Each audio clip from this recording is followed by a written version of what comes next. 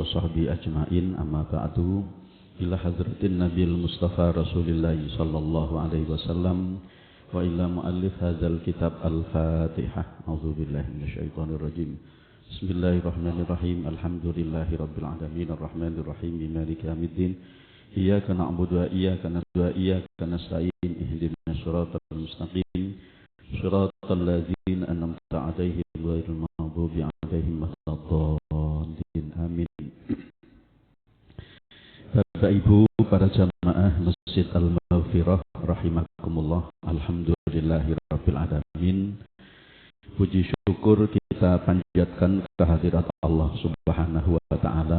Kita masih diberikan rahmat dan nikmat, termasuk saat ini alhamdulillah kita baru saja melaksanakan sholat maghrib berjamaah yang dilanjutkan dengan majelis ta'lim kajian kitab hadis Riyadhus Shalihin. Mudah-mudahan semua amal ibadah, amal soleh yang kita kerjakan diterima dan diridhai Allah Subhanahu wa taala. Amin, Allahumma amin. Selanjutnya salawat salam semoga selalu dilimpahkan kepada Rasulullah Muhammad sallallahu alaihi wasallam, beliau yang kita harapkan syafaatnya kelak di hari akhir. Para jamaah rahimakumullah, melanjutkan kajian kitab hadis Riyadhus Shalihin, masih di dalam bab tentang sabar. Hadisnya memang cukup banyak di dalam bab sabar ini, seolah-olah selalu mengingatkan kepada kita tentang pentingnya kesabaran, ya. Termasuk ngaji ini juga harus sabar, ya. Sabar di dalam melaksanakan ibadah, termasuk ngaji ini adalah bagian dari ibadah. Hadis nomor 13. Bismillahirrahmanirrahim. Wa an Abi Sa'id wa Abi Hurairah radhiyallahu anhuma anin Nabi sallallahu alaihi wasallam qala. Diriwayatkan dari sahabat Abu Sa'id Al-Khudri, dan diriwayatkan juga dari sahabat Abu Hurairah radhiyallahu anhuma, semoga Allah meridhai keduanya, dari Nabi Muhammad sallallahu alaihi wasallam, beliau bersabda, ma yusibu al-muslima min nasabin wala hammin wala hazanin wala adan wala ghammin hatta syaukati yushakuha illa kafarallahu biha min khatayahu. Muttafaqun alaih. Rasulullah Nabi Muhammad sallallahu alaihi wasallam bersabda, tidak ada seorang muslim yang menderita kelelahan nasab, menderita kelelahan, wala hammin, dan keinginan hati yang belum tercapai, wala hazanin, dan kesusahan, wala adzan, dan penyakit, wala ghammin, dan kegalauan hati, hatta syaukati, sampai duri yang menimpa dirinya, illa kafarallahu biha min khotoyahu, melainkan semua keadaan itu akan menjadi penebus dosanya, melainkan dengan semua itu Allah akan menghapus dosa-dosanya. Muttafaqun alaih. Para jamaah rahimakumullah, kesabaran menghadapi musibah. Jadi musibah itu bentuknya banyak. Bisa kecapean. Kecapean itu juga musibah. Kelelahan, ya, itu musibah. Karena dengan begitu maka kita tidak bisa beraktivitas secara normal. Termasuk keinginan hati yang belum terlaksana. Itu bagi sebagian orang adalah musibah.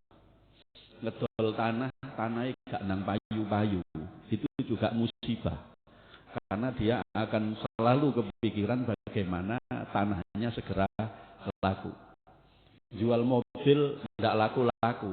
Nah itu juga butuh kesabaran. Ya. Butuh kesabaran. Demikian juga kesedihan hati. Kesedihan hati itu misalnya mungkin saja karena ada masalah yang belum terselesaikan. Mungkin saja ada kekhawatiran akan anggota keluarganya terjadi kenapa-kenapa. Termasuk menghadapi musibah berupa gangguan dari orang lain. Ya, gangguan dari orang lain itu misalnya ya kedzaliman dari orang lain, fitnahan, cacian, ya atau bahkan mungkin penganiayaan itu butuh kesabaran. Ya. Wala ghammin, ya, gham itu artinya kegelisahan hati, bisa disebut sebagai orang Jawa itu menyebut dengan istilah sumpek. Ya, sumpek itu ya sumpek itu hati ini kok sepertinya itu tidak bisa senang, tidak bisa lepas, selalu merasa terbebani, kayak ada sesuatu yang memang mengganggu hati kita. Sampai ada seorang yang kena musibah berupa duri atau kaca kalau di perjalanan, kalau ia sanggup menghadapi semuanya itu dengan kesabaran, maka keadaan seperti itu justru akan menjadi penghapus dosa-dosanya. Amin Allahumma amin ya. Jadi syaratnya adalah sabar. Sabar itu ketika menghadapi musibah adalah satu, ia tidak ngersulo. Ia tidak berkeluh kesah. Ia tidak menceritakan musibah yang dihadapinya itu kepada orang lain, kecuali kalau ia menceritakan itu dengan harapan ia didoakan supaya tetap sabar. Nah, tapi dalam praktek di masyarakat itu tidak begitu yang terjadi. Ya, jadi kalau bertemu dengan orang lain itu berkeluh kesah, sambatan. Tapi kalau dapat nikmat, menengahi. Nah, kebanyakan itu begitu. Ya, sama seperti kita ketemu orang tua, itu ketemu mertua, itu kalau ada masalah diceritani kabeh. Tapi nek oleh rezeki menengahi. Ya, jadi manusia itu oleh Allah disebutkan di banyak ayat di dalam Al-Quran makhluk yang paling banyak berkeluh kesah. Bahkan dibandingkan makhluk yang lain, mohon maaf, seperti binatang, itu manusia itu makhluk Allah yang paling banyak berkeluh kesah.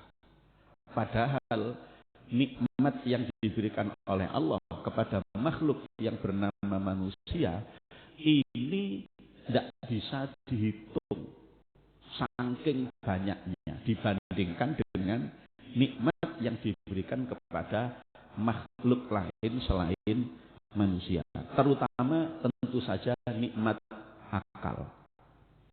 Nikmat akal sehat ini tidak bisa dibandingkan dengan makhluk-makhluk lainnya, karena kelebihan dan keunggulan manusia ada di situ.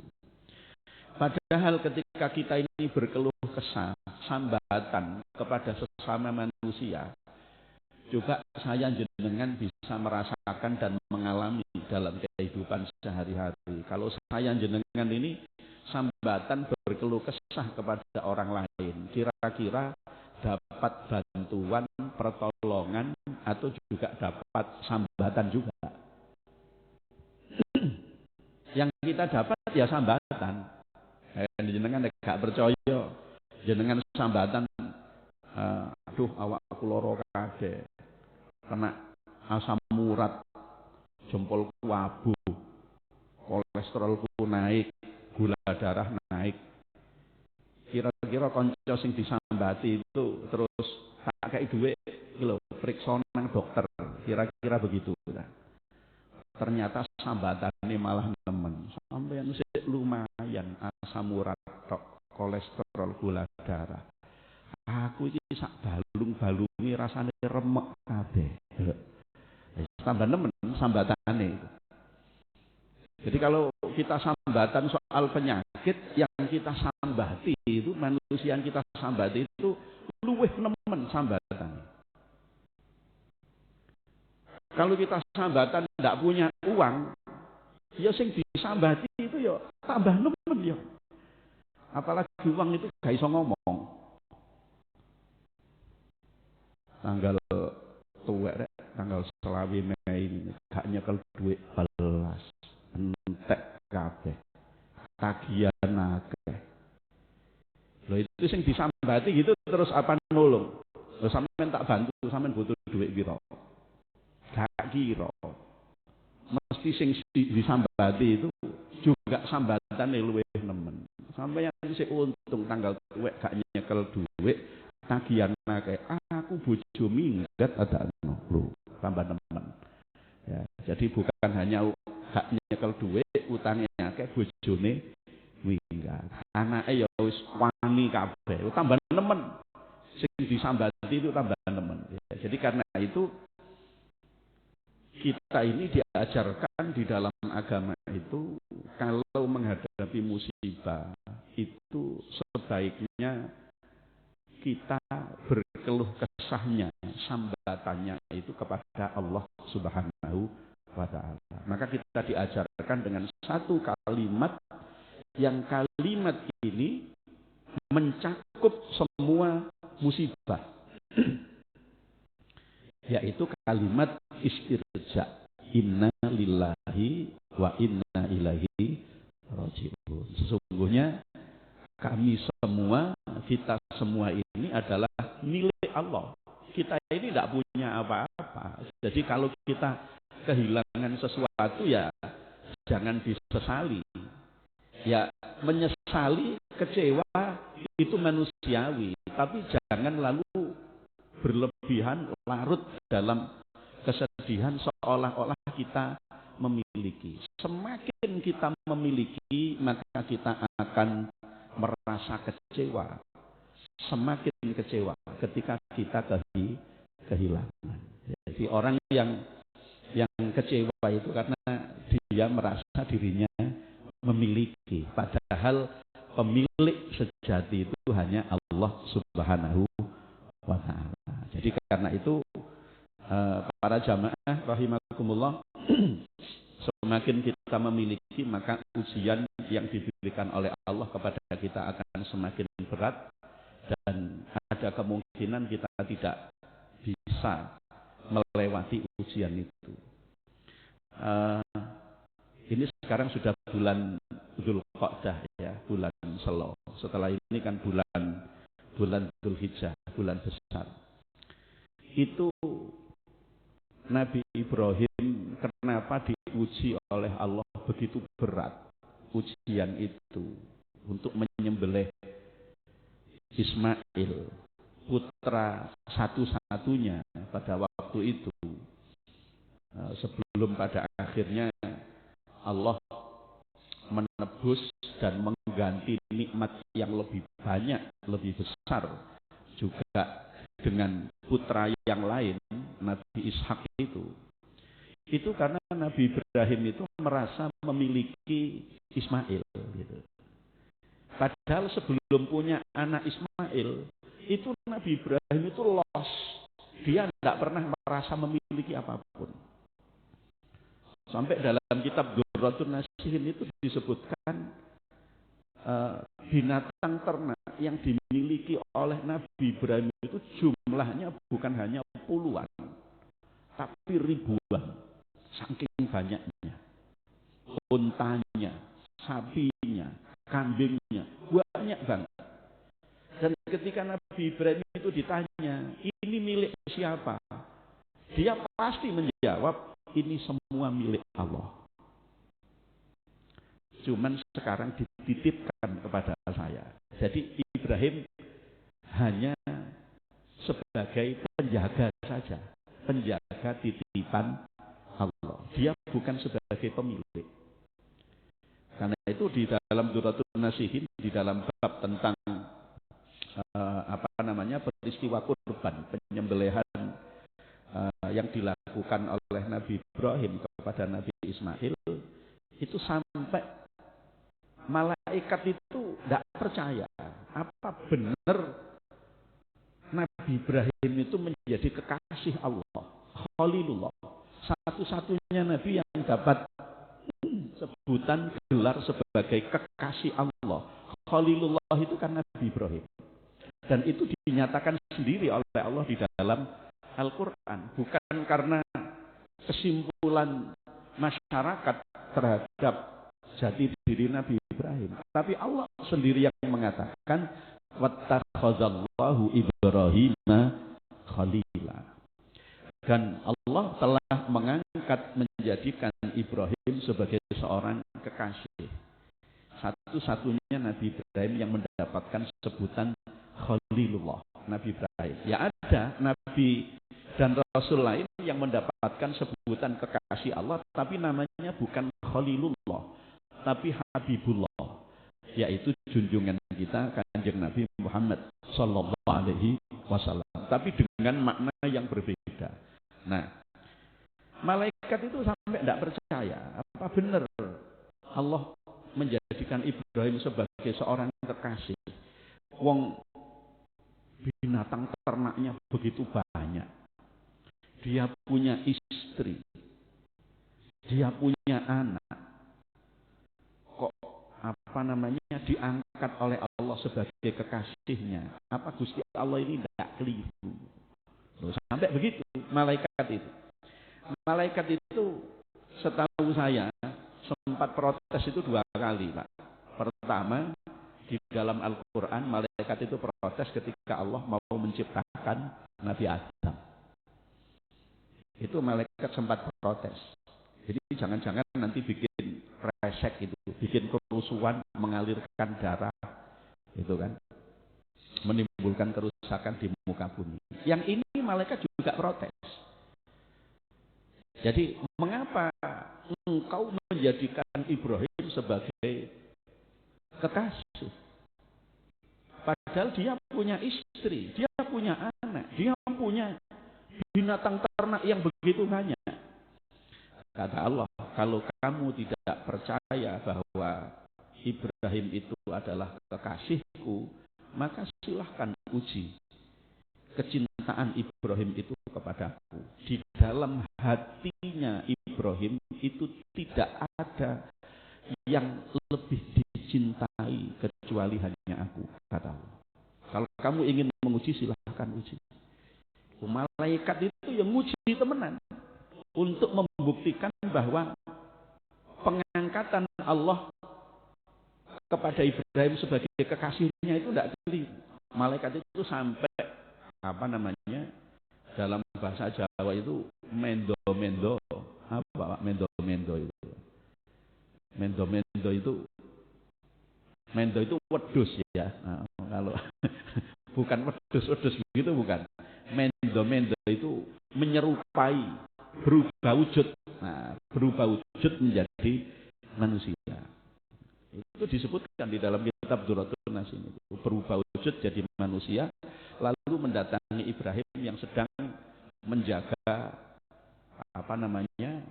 bukan menjaga kambingnya menurut saya, tapi penjaga kambingnya itu. Karena orang-orang yang menjaga ternaknya itu sangat banyak.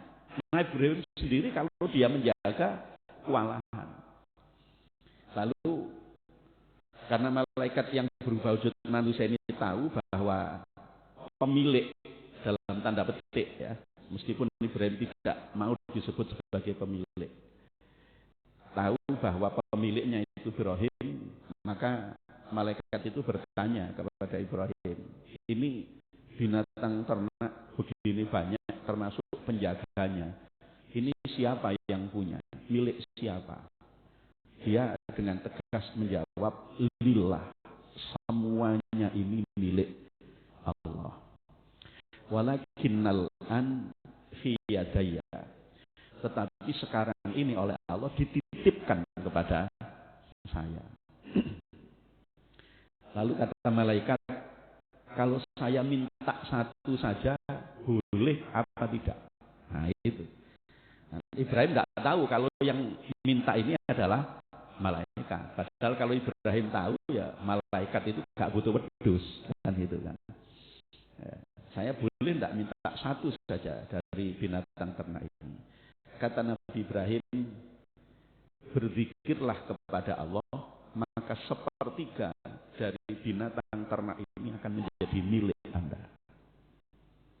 Uzkurillah, berzikirlah kepada Allah, maka binatang ternak ini sepertiganya akan menjadi milik Anda. Jadi begitu dermawannya Nabi Ibrahim. Akhirnya wong malaikat itu pekerjaannya maca tasbih, subhanallah walhamdulillah wala ilaha illallah wal akbar. Maka lepas sudah sepertiga kepemilikan binatang ternak. Kata Nabi Ibrahim, kalau Anda mau berzikir lagi kepada Allah, maka ambil lagi sepertiganya. Zikir lagi malaikat, sepertiga lagi beralih kepada malaikat.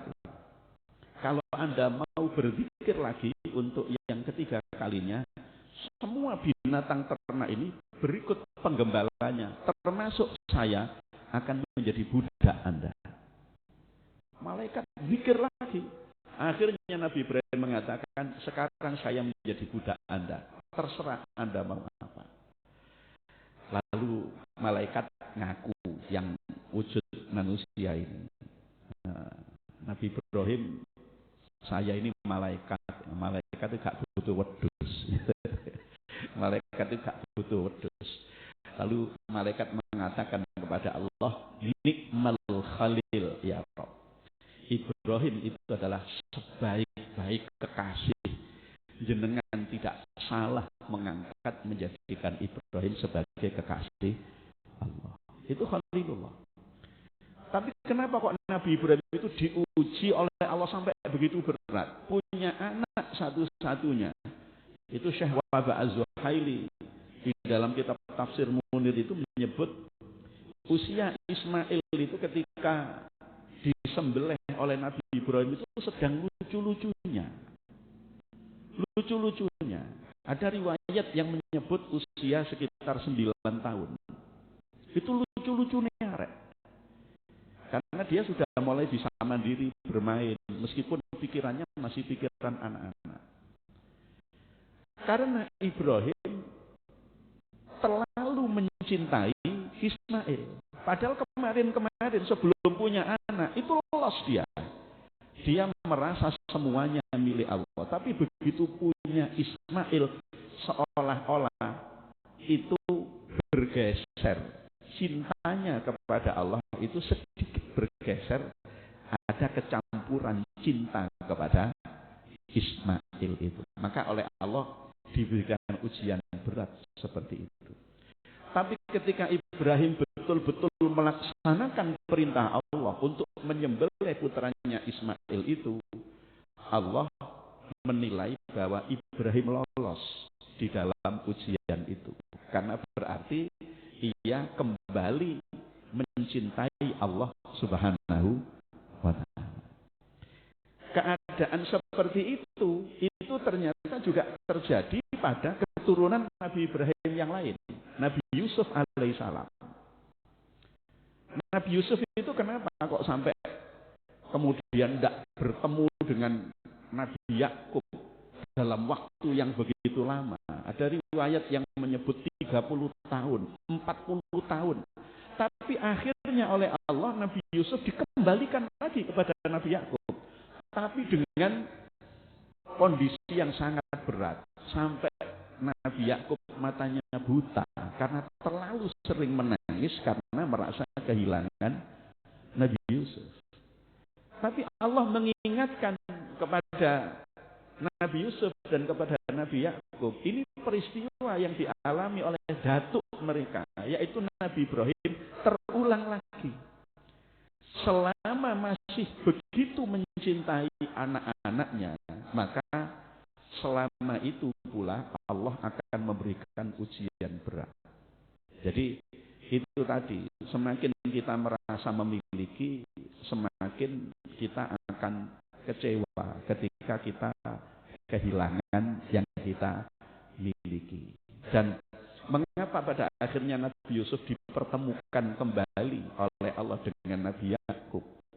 Bahkan saudara-saudaranya yang lain itu kemudian diboyong ke negeri Mesir.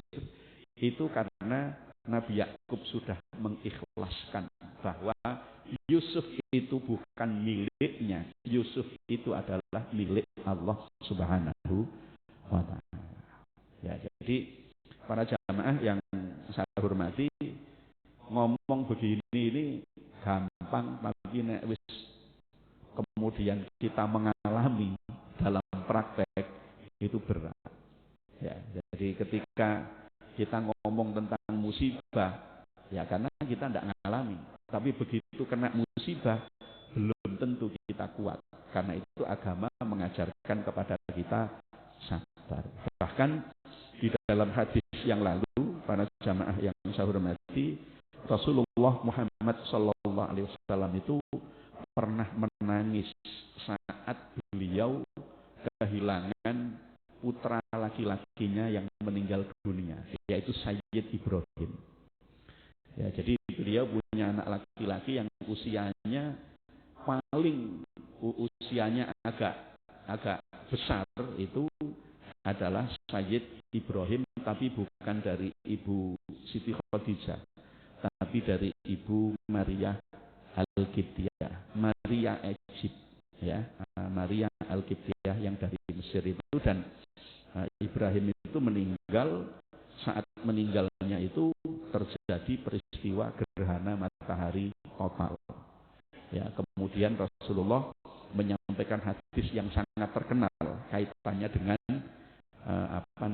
gerhana matahari dan bulan, bahwa gerhana matahari dan bulan itu tidak terjadi karena sebab kematian dan kelahiran seseorang, tetapi itu semua termasuk tanda kekuasaan kebesaran Allah Subhanahu wa ta'ala. Dan hadis itu disampaikan saat meninggalnya putra beliau Ibrahim, dan beliau menangis. Ketika beliau menangis itu ada sahabat yang nyeletuk gini, Kanjeng Nabi kok nangis gitu. Dikira Kanjeng Nabi itu gak iso nangis gitu. Dikira Kanjeng Nabi itu tidak boleh menangis karena beliau Nabi dan Rasul yang selama ini mengajarkan kesabaran. Beliau hanya mengatakan hati itu kalau sedih, mata ini pasti akan mengeluarkan air mata. Artinya bahwa kalau ada seseorang yang tertimpa musibah lalu dia sedih, dia nangis, mengeluarkan air mata, itu boleh. Itu manusiawi. Itu manusiawi. Yang tidak boleh, yang dilarang itu adalah niyahah. Niyahah itu adalah tangisan yang sambat-sambat seolah-olah dia tidak bisa menerima ketentuan Allah Subhanahu wa ta'ala, tidak bisa menerima qadha dan qadar Allah Subhanahu. Itu yang tidak boleh. Ya, misalnya istri ditinggal mati oleh suaminya, itu boleh menangis, tidak dilarang. Yang tidak boleh itu jambak-jambak rambutnya sendiri, kemudian meratap-ratap. Waduh mas, nek sampai sampean mati, aku melu sapa? Jarine tanggane sing isih enom, aja kuwatir, melok aku ae. Ya, jadi itu yang tidak boleh. Nangis-nangis sambatan, tanahnya lalu digali kembali, digaruk-garuk. Itu yang tidak boleh. Tapi kalau hatinya sedih, nangis, keluar air mata, itu sesuatu yang manusiawi. Sesuatu yang manusiawi itu tidak dilarang oleh Allah Subhanahu wa Ta'ala. Tapi yang berlebihan dari sisi yang manusiawi itu yang dilarang oleh Allah Subhanahu wa Ta'ala. Kita lanjutkan hadis nomor 14. Wa ani bin Mas'udin radhiyallahu anhu qala dakhaltu 'ala Nabi sallallahu alaihi wasallam wa huwa yu'aku. Diriwayatkan dari sahabat Abdullah ibnu Mas'ud radhiyallahu an, ia berkata, suatu hari saya masuk ke tempat Nabi sallallahu alaihi wasallam sedang beliau sedang menderita sakit panas. Ya, jadi Kanjeng Nabi itu manusia biasa, ya, pernah sakit, ya. Cuman Kanjeng Nabi itu tidak sering sakit karena beliau termasuk orang yang sehat, ya, orang yang bisa menjaga kesehatannya, ya. Bahkan disebutkan jarang Rasulullah sakit. Cuman Rasulullah ya sama seperti kita, itu beliau juga sakit, ya. Nah, suatu hari Ibnu Mas'ud ini masuk ke dalam rumah Rasulullah dan menjumpai Rasulullah sedang sakit panas. Faqultu ya Rasulullah innaka tu'aku wa'kan syadidan. Maka aku Ibnu Mas'ud mengatakan, wahai Rasulullah, sesungguhnya engkau sedang menderita panas yang sangat, ya. Jadi suhu badan Rasulullah itu tinggi sekali. Qala Rasulullah mengatakan, ajal ini u'aku kama yu'aku rajulani minkum. Iya, benar. Sekarang saya sedang menderita sakit panas, dan sakit panas yang aku derita ini 2 kali lipat dari sakit panas yang diderita oleh 2 orang. Jadi sakit yang dialami Rasulullah ini bandingannya sama dengan 2 orang laki-laki yang menderita sakit panas. Artinya berat. Qultu dzalika annalaka ajraini. Aku Ibnu Mas'ud mengatakan, hal itu karena sesungguhnya engkau mendapatkan 2 pahala. Jadi karena sakitnya itu 2 kali lipat dibandingkan orang biasa, maka kata Ibnu Mas'ud berarti jenengan dapat 2 pahala karena sakitnya 2 kali lipat lebih berat. Qala ajal dzalika kadzalik. Rasulullah mengatakan, iya betul, seperti itulah. Ma min muslimin, lalu beliau mengatakan, ma muslimin yusibuhu adan syaukatun fama fauqaha illa kaffarallahu biha sayyiatihi wa huttat anhu dzunubuhu kama tahuttu syajaratu waraqaha. Muttafaqun alaih. Kata Rasulullah, tidak ada seorang muslim yang menderita, yang mengalami musibah atau yang terkena gangguan apapun, baik yang berupa duri atau lebih daripada itu, melainkan Allah akan menghapuskan sebagian dosanya sebagaimana rontoknya daun dari pohonnya. Jadi dengan kesabaran yang dimiliki oleh seseorang ketika ia menghadapi musibah, maka dosa-dosanya itu diampuni oleh Allah Subhanahu wa Ta'ala. Bahkan digambarkan oleh Rasulullah, dosanya itu rontok seperti daun-daun itu rontok dari pohonnya. Dengan catatan sekali lagi, kalau mau sabar, ya. Kalau mau sabar. Sabar itu artinya dia tidak berkeluh kesah, tidak sambatan, tidak ngersulo terhadap musibah yang dia alami, dan dia mengembalikan semuanya itu kepada Allah dengan kalimat istirja, inna lillahi wa inna ilaihi rajiun. Jadi saya pernah menyampaikan para jamaah bahwa kalimat istirja itu bukan hanya dibaca ketika ada orang mati. Sakit itu pun juga musibah. Kalau kita mendengar ada saudara kita sakit, ya inna lillahi wa inna ilaihi rajiun. Tidak apa-apa, cuman kita kadang nggak familiar aja kalau dengar orang sakit kemudian dibacakan inna lillahi wa inna ilaihi rajiun. Padahal di dalam Al-Quran itu kan kalimat istirja itu berkaitan dengan musibah. Musibah itu bukan hanya kematian, sakit itu musibah. Bahkan di dalam kitab tafsir Jalalain itu disebutkan ketika lampu di rumah kediaman Rasulullah itu mati listrik lah kalau zaman sekarang, itu Rasulullah mengucapkan kalimat istirja itu, inna lillahi wa inna ilaihi. Ibu Siti Aisyah agak kaget, Kanjeng Nabi wong lampu mati aja kok muni istirja, kok mengatakan inna lillahi wa inna ilaihi raji'in. Maka Rasulullah mengatakan kullu ma sa'al mu'min fahuwa musibah. Segala peristiwa, setiap yang membuat susah hatinya seorang mukmin itu disebut dengan musibah. Kalau begitu musibah bukan hanya kematian, bukan hanya sakit penyakit, bukan hanya mati lampu, bahkan kita kehilangan sholat itu juga musibah. Cuman orang kalau dirinya kehilangan sholat, kawan dan sholat subuh menganggapnya bukan musibah. Kadang rezeki rek sekali-sekali gak sholat subuh, duduk rezeki itu kehilangan, masya Allah.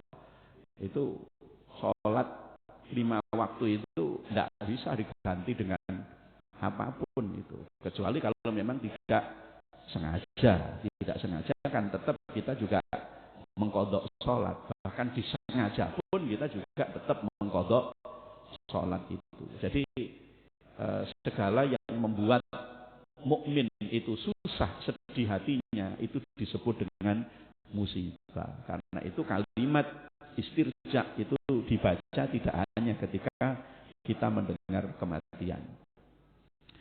Hadis nomor 15, wa an Abi Hurairah radhiyallahu anhu qala Rasulullah sallallahu alaihi wasallam man yuridillahu bi khairan yusab minhu, ya. Ini bisa dibaca yusab, bisa dibaca yusib minhu, rawahul Bukhari. Hadis sahih riwayat Imam Al-Bukhari. Dari sahabat Abu Hurairah radhiyallahu an, ia berkata, Rasulullah sallallahu alaihi wasallam bersabda, barang siapa yang dikehendaki oleh Allah padanya suatu kebaikan, maka ia diberinya musibah. Nah ini mungkin bisa kita ingat-ingat betul ini. Jadi orang itu kalau dikehendaki jadi orang baik oleh Allah, dia pasti akan diuji. Yusab itu maknanya bisa diuji, atau bisa berarti diberi musibah. Maka kita tetap harus husnudzon ketika menghadapi nikmat, husnudzon ketika menghadapi musibah tetap juga husnudzon. Kalau menghadapi nikmat, husnudzon itu gampang sekali. Alhamdulillah oleh rezeki enak gitu. Tapi begitu menghadapi musibah itu belum tentu kita husnudzon. Gusti Allah ini kok sepertinya itu tidak begitu suka sama saya ya. Kok saya dikasih musibah terus. Padahal musibah itu kalau berdasarkan hadis ini, hadis sahih, itulah cara Allah yang akan menjadikan diri kita sebagai orang yang baik. Kita melihat Nabi dan Rasul, mulai Nabi Adam sampai Kanjeng Nabi Muhammad, itu kehidupan mereka, baik sebagai pribadi maupun sebagai Nabi dan Rasul, sebagai pemimpin umat, itu tidak lepas dari yang namanya ujian.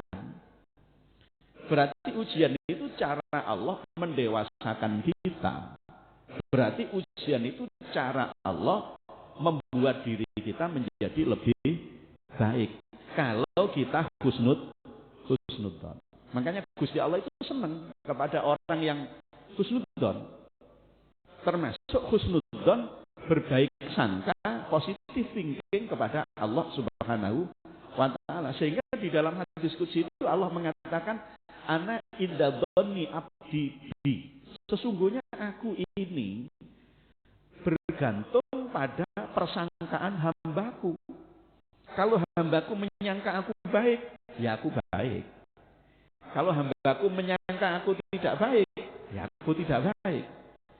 Artinya husnudzon ini harus ada dalam hati kita, baik saat kita menerima nikmat maupun saat kita menerima musibah. Dan saya sering sampaikan bahwa nikmat Allah yang diberikan kepada kita itu jumlahnya tidak bisa dibandingkan dengan musibah yang Allah berikan kepada kita. Nikmat sehat ini waktunya lebih panjang daripada musibah sakit atau penyakit yang kita alami. Misalnya saja, saya sekarang usia saya 50 tahun. 50 tahun ini saya merasa lebih banyak sehatnya daripada sakitnya. Iyalah kena asam urat itu beberapa hari aja. Setelah itu kan sudah selesai. Iyalah kolesterol beberapa hari saja. Iyalah gula darah naik beberapa hari saja. Yang kalau dibandingkan nikmat dengan musibah itu tidak pantas untuk dibandingkan. Maka di dalam tradisi atau lingkungan para ulama sufi, ulama ahli tasawuf, seharusnya dalam keseharian kita yang kita perbanyak itu adalah bacaan hamdalah, alhamdulillah. Karena nikmat yang diberikan oleh Allah kepada kita itu begitu banyaknya, bahkan saking banyaknya sampai Allah sebutkan di dalam Al-Quran, wa in ta'uddu nikmatallahi la tuhsuha. Dan jika kamu mau menghitung nikmat Allah, kamu tidak akan sanggup menghitungnya. Saya jenengan bisa sampai di masjid ini, itu nikmat yang luar biasa. Saya jenengan bisa duduk silo begini, jenengan bisa duduk sembujung, itu nikmat, Pak. Loh, kalau awake loro gak kena ditekuk, Pak, ini. Ya, benar. Kita bernafas tidak pakai bantuan oksigen. Padahal kalau pakai bantuan oksigen itu satu tabungnya berapa harganya? Apalagi kalau tabung yang besar itu di masa-masa corona kemarin. Waduh, Masya Allah. Untuk ambekan saja, untuk bernafas saja kita harus bayar. Padahal selama ini saya panjenengan tidak pernah bayar bernafas itu. Itu kan dari satu nikmat itu aja, itu kita sudah tidak bisa menghitung. Ya. Kita bisa sholat berjamaah di masjid, ini nikmat yang luar biasa. Maka saya sepakat kalau ada orang mengatakan begini, memang ada beberapa ibadah itu yang punya fadilah, yang punya keutamaan. Seperti sholat duha, itu kan salah satu fadilahnya kan lijal birrizki, untuk menarik rezeki. Tapi ada syaratnya, kudu nyambut gawe. Nek sholat duha tok gak nyambut gawe ya gak teko-teko rezeki ini. Nah, artinya itu